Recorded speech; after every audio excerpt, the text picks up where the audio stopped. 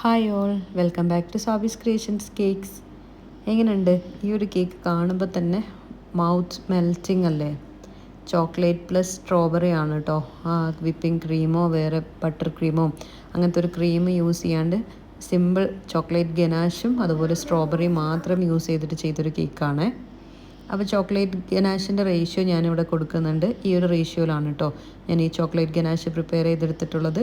അതുപോലെ ചോക്ലേറ്റ് കേക്കിൻ്റെ സ്പഞ്ചിൻ്റെ റെസിപ്പി വേണമെങ്കിൽ ജസ്റ്റ് ഒന്ന് കമൻറ്റ് ചെയ്യണേ. 8 ഇഞ്ചിൻ്റെ ബേസിൽ ചെയ്തെടുത്ത കേക്കാണിത്. 3 ലെയേഴ്സ് ആയിട്ടാണ് കേട്ടോ കട്ട് ചെയ്തെടുത്തിട്ടുള്ളത്. ലെയേഴ്സിൽ നമ്മൾ ചോക്ലേറ്റ് ഗനാഷിയാണ് ഫില്ലിംഗ് ആയിട്ട് കൊടുക്കുന്നത്. ഇത് കുറച്ചും കൂടി കൂടുതൽ ടൈം വെച്ചിട്ടുണ്ടെങ്കിൽ ഒന്നും കൂടി സെറ്റായി കിട്ടും.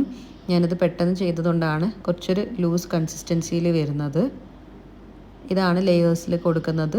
ആ ഒരു ലെയറിൻ്റെ ടോപ്പിൽ ഞാൻ ഇനി ഫ്രഷ് സ്ട്രോബെറി ആണ് കേട്ടോ കൊടുക്കുന്നത്. ഇപ്പം സ്ട്രോബെറീൻ്റെ സീസൺ ആയതുകൊണ്ട് തന്നെ നമുക്ക് സ്ട്രോബെറി അവൈലബിൾ ആണ്. അത്യാവശ്യം നല്ല തിക്കായിട്ട് തന്നെ ഈ ഒരു സ്ട്രോബെറി ഫില്ല് ചെയ്ത് കൊടുക്കുന്നുണ്ട്. അത് നമ്മളെ ചോയ്സിനനുസരിച്ചിട്ട് ഫില്ല് ചെയ്ത് കൊടുക്കാം.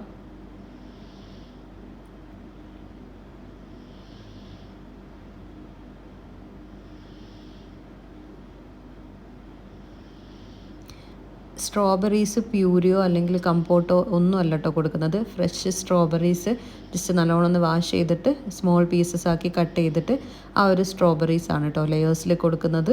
ഇത് നമുക്ക് വേണമെങ്കിൽ കമ്പോട്ടായിട്ടും ഫില്ല് ചെയ്യാം. അത് ഡിപ്പെൻസ് ആണ് കേട്ടോ, ഓരോരുത്തരുടെ ഇഷ്ടത്തിനനുസരിച്ചിട്ട് നമുക്ക് ഫില്ല് ചെയ്ത് കൊടുക്കാം. ഞാനിപ്പോൾ ഫ്രഷ് സ്ട്രോബെറീസ് ആണ് ഫില്ല് ചെയ്ത് കൊടുക്കുന്നത്. ഒരു ന്യൂട്ടല്ല അല്ലെങ്കിൽ ഈ ഒരു ചോക്ലേറ്റ് ഗനാഷിൻ്റെ കൂടെ ഈ ഒരു ഫ്രഷ് സ്ട്രോബെറീസിൻ്റെ കോമ്പിനേഷൻ ഭയങ്കര അടിപൊളിയാണ് കേട്ടോ. ഇതുവരെ ട്രൈ ചെയ്ത് നോക്കാത്തവരുണ്ടെങ്കിൽ ജസ്റ്റ് ഒന്ന് ട്രൈ ചെയ്ത് നോക്കണം. നെക്സ്റ്റ് ലെയർ കേക്ക് വെച്ച് കൊടുക്കുന്നുണ്ട്. ബട്ടർ ബേസ്ഡ് സ്പഞ്ച് ആണെങ്കിൽ നമ്മൾ വെറ്റ് ചെയ്യേണ്ട ആവശ്യമില്ല. ജസ്റ്റ് ചെറുതായിട്ടൊന്ന് വെറ്റ് ചെയ്ത് കൊടുത്താൽ മതി. കേക്ക് 3rd ലെയറും വെച്ചിട്ട് ഫുൾ ഗനാഷ് കൊണ്ടൊന്ന് കവർ ചെയ്തെടുക്കുന്നുണ്ട് കേട്ടോ.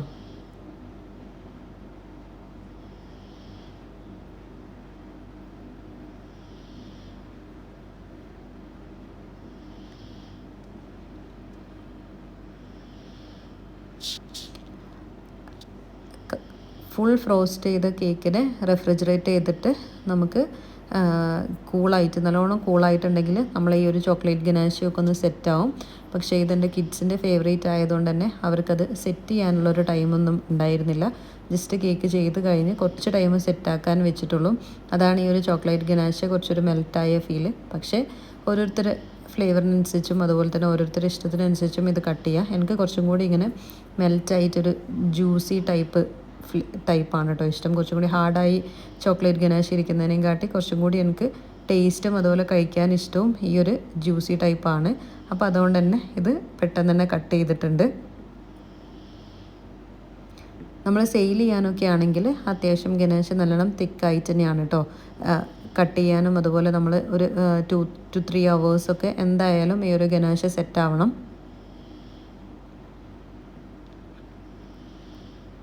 ജസ്റ്റ് ബേസൊക്കെ ഒന്ന് ക്ലീൻ ചെയ്തിട്ട് ഇതിൻ്റെ ടോപ്പിൽ ഞാൻ സിമ്പിളായിട്ട് ഫ്രഷ് സ്ട്രോബെറീസ് വെച്ചിട്ട് തന്നെയാണ് കേട്ടോ ഡെക്കറേഷൻ ചെയ്യുന്നത്.